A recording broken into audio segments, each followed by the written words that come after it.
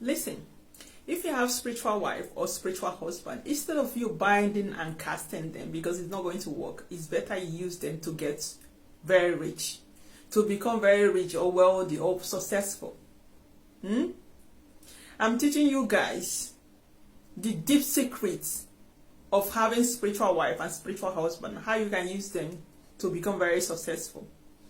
Let me tell you guys one secret that a lot of spiritual people will not tell you. There is a lot of money, excessive money in the water dimension. I repeat, the water dimension have too much money, too much wealth.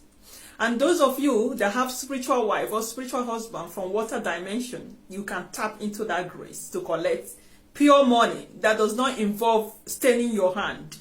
You already have the spiritual wife or spiritual husband anyway. So why don't you just use them to be successful? Because when you ask them, they will give you. Okay? So I'm going to answer some questions that some people have dropped concerning connecting to their spiritual wife or spiritual husband to get wealth. Like I will always say, if you want to build relationship with someone, if you want to get something from someone, you have to build relationship first. Build trust. So when you ask them for something, they can freely give to you, knowing that you're not there for the wrong reason, for only to get money. So to connect to your spiritual wife or spiritual husband, you first do divination to find out what they like, which dimension they come from. Some of us have more than one spiritual wife or spiritual husband. Yes, I have 2 spiritual husbands. So you should know that not only one spiritual partners that some people have more than one. Okay? So you find out the dimension, find out what they like, and then start giving offering to build relationship. If I'm you, I will advise to give offering if you have not had any connection with them before, apart from binding and casting, like you do in your churches. What you should do first is to give offering, build relationship, do divination, ask questions, date them. You know how you would date a physical human being? Ask questions through divination to date them. Tell them to appear in your dreams so that you can get to ask questions and know them. Once you build those relationships, like 7 offering at least, if you're already a spiritualist or you're a spiritual person, you have been aligned with your spiritual husband or wife, you can give offering up to 3 times with deep questions like trying to know them. Okay? After you've done this, then you can ask for money. They will start giving you money. They will start doing everything possible to please you. These people, these spirits, they can do more than physical human being. They are more caring, more loving, more devoted than physical human being.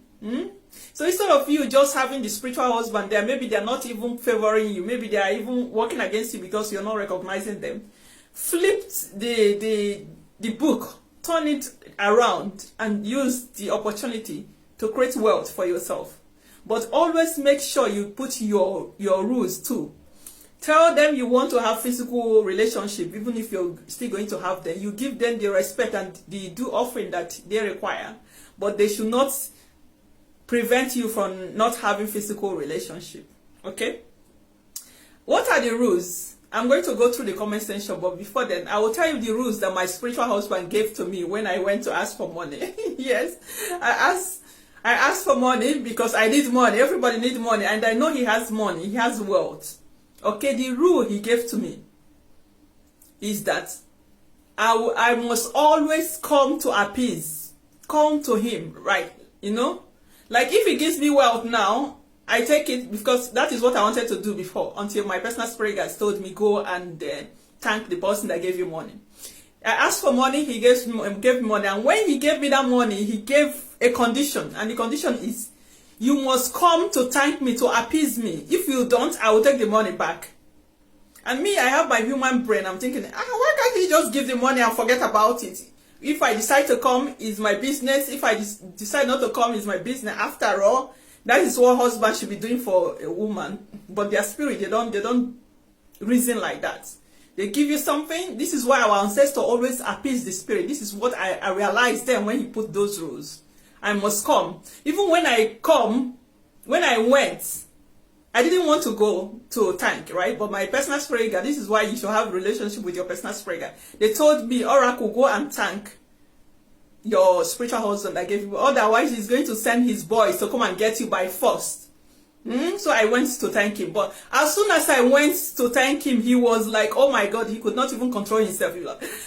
He was just trying to give me all the money he has there with him, and he managed to control himself and then told me, Oracle, I will give you anything you want on this earth, anything, but you will get it only when you come to me.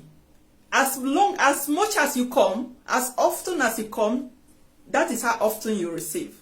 So obviously, if you don't come, you don't receive. Okay? So that is the secret. The often you go to appease them, to thank them, the more they give to you. I mean, your spiritual partner might have other rules also. Maybe like to reserve a specific date for them, a day that you have union with them, or some other rules. So, but you have to do divination to find out what your spiritual wife or your spiritual husband wants. But my own, even if he's not asking for any sacrifice for me to give to him or anything. He just wants that acknowledgement. Even when I went to thank him in the astral realm, I did not go with anything in my hand.